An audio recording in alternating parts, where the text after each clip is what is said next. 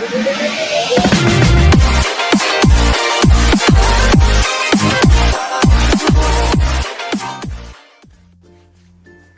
Guys, कैसे हो आप लोग। Welcome back to our channel key of commerce.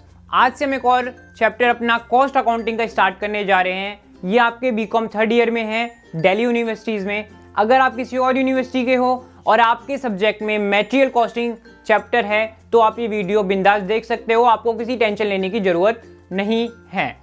ठीक है, तो जो भी स्टूडेंट हमसे ऑलरेडी पढ़ चुका है कंपनी लॉ, ऑडिटिंग, तो उसको पता होगा कि हमारे यहाँ पढ़ाने का स्टाइल अलग ही होता है कि आपको क्लास में ही सब कुछ याद हो जाएगा, आपको घर पे बैठ के याद करने की कोई भी ज़रूरत नहीं होगी। ठीक है, तो कॉस्ट अकाउंटिंग के अभी तक हमारे 3 लेक्चर ऑलरेडी आ चुके हैं, आप जाके देख सकते हो। ऑपरेटिंग कॉस्टिंग, मार्जिनल कॉस्टिंग और बजटरी कंट्रोल। ठीक है, आज ये हमारा 4th चैप्टर होने वाला है और ये चारों चैप्टर आपके काफ़ी इंपॉर्टेंट है। एग्जाम में 5 से 7 नंबर का हर चैप्टर आपके एग्जाम में आ जाता है, तो 20 से 25 नंबर या 30 नंबर तक तो आपके वैसे ही कवर हो गए जो आपके प्रैक्टिकल आएंगे। थ्योरी इसमें से भी आ जाती है, तो वो भी आपकी साथ के साथ हमने कवर करवाई है, तो वो भी आप आराम से अच्छे से कवर कर सकते हो। आप उसके लिए आपको कहीं और जाने की जरूरत नहीं पड़ेगी। हाँ तो गाइज, एक इंपॉर्टेंट इन्फॉर्मेशन अनअकैडमी लेके आया है तलवीर सिंह सर के साथ मिलके आपका JRF aim to JRF 30 MCQs, जहाँ पे आपके 30 MCQs में आपको पूरा सिलेबस खत्म करा जाएगा चैप्टर फर्स्ट का, और साथ के साथ जो सारी यूनिट्स है 10 की 10 यूनिट्स जो JRF पेपर फर्स्ट की हैं वो आपकी तलवीर सिंह साथ में मिलके ख़त्म करेंगे। अब इसके लिए आपको करना क्या होगा, इसके लिए आपको वीडियो में जो दिया हुआ डिस्क्रिप्शन में लिंक है उस पर क्लिक करना होगा। जो भी सबसे पहले फर्स्ट लिंक जो दिखे उस पर क्लिक करो और आप ऑटोमेटिकली वहाँ पे पहुँच जाओगे। ये फ्री ऑफ कॉस्ट होने वाली है, आप जाके इसमें इनरोल करो और देखो कि हाँ आपको कितना मज़ा आता है, कितना सीखने में आपको अच्छा लगता है। जो भी बच्चे UGC नेट में इंटरेस्टेड हैं या वो कर रहे हैं, वो करना चाहते हैं, तो वो प्लीज़ जाके इसको एग्ज़ाम को देखें। आपको काफ़ी मज़ा आने वाला है और आपको काफ़ी कुछ सीखने को मिलने वाला है। और गाइस, साथ के साथ अनअकैडमी के जो दिसंबर बैच है वो भी स्टार्ट हो गया है। जो UGC नेट के बच्चे हैं उनके लिए आप स्क्रीन पे देख सकते होगे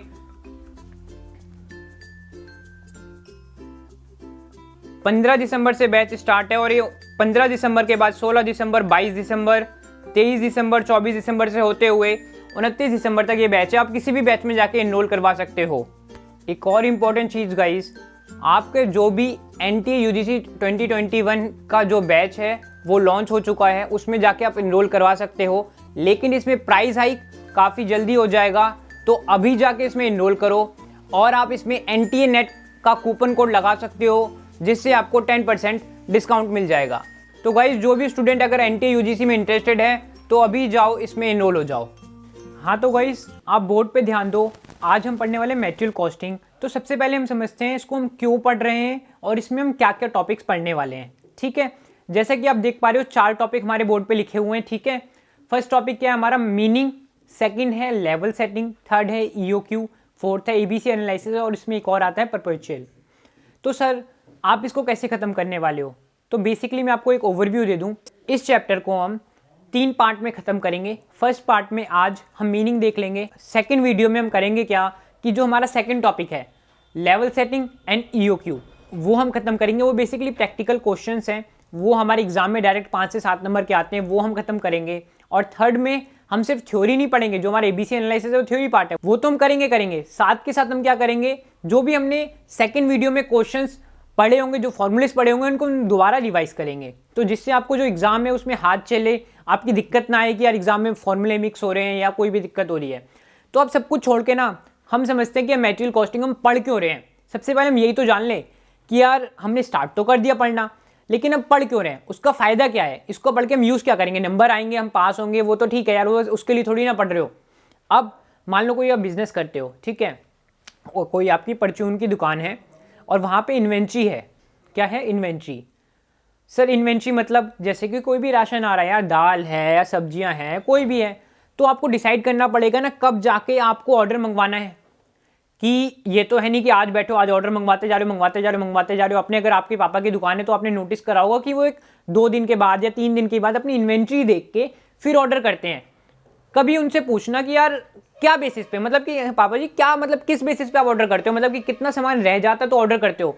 वो ऐसा तो नहीं करते कि पूरी दुकान खाली हो जाए फिर नया मंगवाते हैं। वो देखते हैं कि कुछ सामान हमारा ऑलरेडी पड़ा हुआ है, लेकिन हाँ यार अब ऑर्डर कर लेना चाहिए। तो इसको कैलकुलेट करने के लिए भी हमारा मटेरियल कॉस्टिंग में फॉर्मूला दिया गया है। ठीक है। अब जब आप आगे चल के कोई बड़ी फैक्ट्री खोल लोगे या आप बड़े बिजनेसमैन बन जाओगे तो आपको पता होना चाहिए कि एक मटेरियल है, मतलब कि हमारा कोई इन्वेंट्री है तो हमको कब ऑर्डर करना है। मान लो, देखो मैं आपको एग्जांपल से समझाता हूँ। ये हमारा ना एक स्टोरेज है, ठीक है, इतना हम इन्वेंट्री स्टोर कर सकते हैं, इतनी हमारी कैपेसिटी है, ठीक है। अब जब हमारी इतनी कैपेसिटी है तो हम पूरा खत्म होने के बाद ऑर्डर करेंगे या कब ऑर्डर करेंगे? तो मटेरियल कॉस्टिंग हमको सिखाएगा कि हमको एक इतना लेवल, मतलब कि समझ लो ये हमारा क्या है, मिनिमम लेवल। आप देख रहे होगे ना लेवल सेटिंग में एम लिखा हुआ है, तो है मिनिमम लेवल क्वांटिटी। हमको बताएगा कि कितने लेवल पे हमको ऑर्डर करना ही पड़ेगा, ठीक है। इससे आपको ये कैलकुलेट कर लोगे। साथ के साथ मैक्सिमम, इतना बड़ा बीकर है, इसमें आपको गुड्स अपने रखने हैं, इतनी बड़ी दुकान है आपकी, समझ लो, तो इतने में ही आपको रखना है ना। अगर मान लो आप इससे थोड़ा सा एक्स्ट्रा चले गए तो जो ये पोर्शन का पार्ट है यार, ये तो आपका बेकार हो जाएगा ना, रखने के लिए नहीं, अब घर के बाहर थोड़ी ना रखोगे, वो सामान तो खराब हो जाएगा। तो मैक्सिमम लेवल भी आपको कैलकुलेट करने में कौन हेल्प करेगा? Material costing. साथ के साथ हम आपको रीऑर्डर क्वांटिटी, मतलब इतना तो है, ठीक है, अब आपको कितना ऑर्डर करना है, रीऑर्डर क्वांटिटी कितना ऑर्डर करना है, मतलब कि ये इतना बड़ा बीकर है, ठीक है, इसमें आप इतना तो आप कर चुके हो, मतलब इतना तो आपके पास ऑलरेडी आपको यहाँ पे ऑर्डर करना है। तो अब इसके नीचे का छोड़ के और इतना ऊपर का, ये आपका क्या होगा? ROQ, रीऑर्डर क्वांटिटी, जो वहाँ पे आर लिखा हुआ है ना। तो आपको मैक्सिमम, मिनिमम और ROQ निकालना, आपको पहली बात तो समझ जाओगे इसमें, ठीक है, आपको समझ में आया कि हमको पढ़ना क्या है इसमें। फिर है एक और कॉन्सेप्ट हमारा EOQ, मतलब इकोनॉमिक ऑर्डर क्वांटिटी। सर अब ये EOQ क्या है? देखो मान लो मैं सामान मंगवा रहा हूँ, तुम्हारे वापस सामान मंगवाते होंगे या और कोई भी सामान मंगवाता होगा, या आप ही अगर मान लो आपके कोई शॉप है तो सामान मंगवाते होंगे। तो अगर हम 10 गुड्स मंगवा रहे हैं तो वो डिलीवरी बॉय क्या बोलता है, यार इसके 50 रुपये लगेंगे, लेकिन अब ज़्यादा मंगवाओगे तो हमारी डिलीवरी कॉस्ट कम लगती है, ठीक है। डिलीवरी कॉस्ट तो मतलब कि आप कहोगे सर ऐसे थोड़ी ना होता है, हम रिक्शे से मंगवाएंगे तो 50 रुपये लगेंगे, ट्रक से मंगवाएंगे तो 1000 रुपये लगेंगे, एग्जाम्पल के तौर पर। नहीं बेटा, जब हम पर यूनिट कॉस्ट देखेंगे ना तब आप फर्क देखोगे। मतलब पर यूनिट मान लो 50 रुपये का गुड है कोई, और उस पर हम अगर मान लो रिक्शे से लेके आते हैं तो उस पर हमारा जब पर यूनिट कॉस्ट निकालेंगे तो वो ज़्यादा बैठेगी। अगर हम ट्रक से मंगवाएं, ट्रक में तो कितने सामान आ जाएगा, 1000, 2000, 3000 यूनिट आ जाएंगी। तो जो पर यूनिट पे ट्रक की कॉस्ट लगेगी ना, मतलब जो ट्रक का मान लो भाड़ा है 1000 रुपये, और इधर हमारा कितना है, 1000 ही गुड्स हम मंगवा रहे हैं, तो पर यूनिट पे कितनी कॉस्ट लगेगी? सिर्फ 1 रुपये। मतलब एक गुड को एक स्थान से दूसरे स्थान तक लेने में हमको कितने रुपए लगे? 1 रुपये। वही हम रिक्शे से मंगवाते हैं, रिक्शे में कितने आएंगे? 5 या 6, और पैसे वहाँ पे कितने लगेंगे? 1000 रुपये, या 1000 नहीं लगेंगे, रिक्शे के मान लो 500 रुपये लगेंगे। तो भी जो हमारी गुड्स की कॉस्ट है ना, उस पर हमारा अगर पर यूनिट देखोगे कॉस्ट तो ज़्यादा निकलेगी। समझ में आया? तो सर हम मटेरियल कॉस्टिंग से इससे क्या मतलब है? तो आपको पता क्या करेगा, हमको एक सेट नंबर ऑफ यूनिट बता देगा कि मतलब आपको 1000 यूनिट मंगवानी है, 500 यूनिट मंगवानी है, या 100 यूनिट मंगवानी है, या 30 यूनिट मंगवानी है, या 20 यूनिट मंगवानी है। तो ये आपको एक सेट यूनिट बता देगा कि अगर फिक्स यूनिट बता देगा कि अगर 50 यूनिट मंगवाओगे ना तो आपकी पर यूनिट की कॉस्ट सबसे कम आएगी, आप किसी से भी मंगवाओ। तो वो आपको एक बता देगा कि हाँ भैया हमको 50 यूनिट मंगवानी है। तो मटेरियल कॉस्टिंग आपको ये भी बता देगा कि कितना ऑर्डर करना है, कितनी क्वांटिटी में, ठीक है, मिनिमम लेवल क्या है, मैक्सिमम लेवल क्या है, कितना हमको, कितनी क्वांटिटी, कितनी यूनिट हमको मंगवानी है, ये भी आपको निकाल के देगा। तो ये 4 से 5 फॉर्मूले तो हम इसमें सीखेंगे और इसको हम इंप्लीमेंट भी काफी अच्छे से करेंगे। अभी आप ये समझ लो कि हमको पढ़ना क्या है, अभी ये मत देखो कि कैसे निकालेंगे, कैसे निकालना तो हम इतने आराम से सीखेंगे। आपके एग्जाम में ना आप दूसरों को बता रहे होगे कि यार ये तो बहुत सिंपल है, इसमें तो बड़ा आराम से फॉर्मूला लगता है। और फॉर्मूला सिर्फ हम देखेंगे नहीं, मतलब रटेंगे नहीं, फॉर्मूले को समझेंगे, और फॉर्मूला समझने के बाद क्वेश्चंस करेंगे, फिर 3rd क्लास में दोबारा क्वेश्चंस करेंगे, तो आपको सारा कुछ अच्छे से क्लियर हो जाएगा। और यही कॉन्सेप्ट, यही टेक्निक हमने इंप्लीमेंट करी अपने बाकी जो 3 चैप्टर खत्म करवाए हैं उनमें। सो आपको काफी अच्छे से मजा आने वाला है। अब सर ये तो 3 कॉन्सेप्ट हो गए, चौथे पे ABC एनालिसिस क्या है, इसका भी ओवरव्यू दे दो। ABC एनालिसिस की अगर मैं बात करूँ ना, तो कोई भी दुकान का एग्जाम्पल लेते हैं अगेन, वहाँ पे ड्राई फ्रूट्स हैं, तो ड्राई फ्रूट्स जो है 1000 रुपये में आएंगे थोड़े से, ठीक है। वहीं पे अगर मान लो बात करूँ मैं कॉटन, 1000 रुपये में कॉटन आएगी बहुत ज़्यादा। तो हमारी क्या, तो इससे समझ में क्या आता है कि जो भी एक्सपेंसिव प्रोडक्ट्स हैं, मतलब ठीक है, जो भी मतलब एक्सपेंसिव प्रोडक्ट है जिनकी क्वांटिटी कम आती है, वो हो गए हमारे A, मतलब इंपॉर्टेंट प्रोडक्ट। जिसकी क्वांटिटी बहुत ज़्यादा मिल जाती है लेकिन प्राइसिंग बहुत कम है, वो हो गया हमारा C। ऐसे ही हमारा जिसमें बराबर 50-50 वो हो जाएगा हमारा B। इसकी थ्योरी हम आराम से डिटेल में देखेंगे। और सेम है हमारा परपेचुअल, जिसमें हम लीफो और फीफो मेथड और बाकी सब देखेंगे। टेंशन मत लो, क्लास में ही आपको रटवा के छोड़ूंगा मैं, ऐसे जाने नहीं दूंगा। तो आज बस हमने ये देखा आपका हुआ क्या, आज आपका ये हुआ कि आपका कॉन्सेप्ट बन गया कि अच्छा मेटेरियल कॉस्टिंग में क्या करना है यार, मेटेरियल कॉस्टिंग में अपनी लाइफ में कैसे इंप्लीमेंट कर सकता हूँ। अगर मैं कोई भी दुकान खोलता हूँ तो मुझे पता होगा कि कितने ऑर्डर, कितनी क्वांटिटी के बाद मुझे ऑर्डर करना है, ठीक है, कितनी क्वांटिटी ऑर्डर करनी है, कितना मिनिमम लेवल मेंटेन करना है, क्या डेंजर लेवल होता है, ठीक है, कितनी यूनिट में ऑर्डर करूंगा तो मेरे लिए सबसे बेस्ट रहेगा। तो ये सारा कॉन्सेप्ट आप कहाँ सीखोगे, मेटेरियल कॉस्टिंग में, ठीक है। जब आप कॉस्ट अकाउंटिंग पूरा सिलेबस खत्म कर लोगे ना मेरे साथ मिलके, तो अब वो आपके अच्छे मार्क्स तो आएंगे एग्जाम में, बात तो फिक्स है, सारे फॉर्मूले सब कुछ आपको अच्छे से याद रहेगा, लेकिन आप एक अच्छे बिजनेसमैन भी बन जाओगे, ठीक है।